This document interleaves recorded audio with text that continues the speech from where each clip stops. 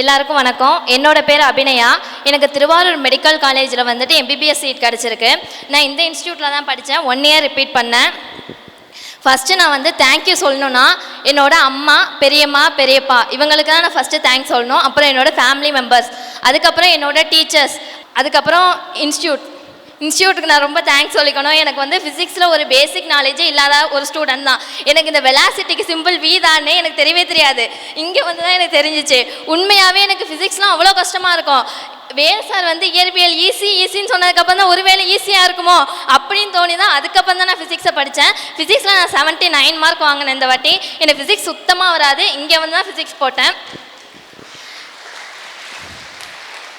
வேல் sir, Prabha sir, MK sir, Prasanna sir எல்லாருக்குமே நான் ரொம்ப தேங்க்ஸ் சொல்லிக்கிறேன். அதுக்கப்புறம் வந்துட்டு என்னோட ஃப்ரெண்ட், நான் இந்த இடத்துல ரொம்ப மென்ஷன் பண்ணி ஆகணும். நான் MBBS சீட் எடுக்கிறதுக்கு எல்லாருமே காரணம். என் ஃப்ரெண்டுமே ரொம்ப முக்கிய காரணம்.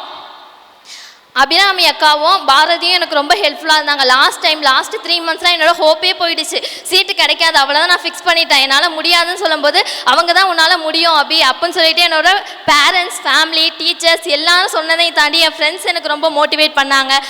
இந்த சீட் எடுத்ததுக்கு அவங்களுமே ஒரு காரணம்னு சொல்லும்போது எனக்கு ரொம்ப சந்தோஷமாக இருக்குது. அதுக்கப்புறம் MD சாருக்கும் MD மேமுக்கும் நான் ரொம்ப தேங்க்ஸ் சொல்லிக்கணும்.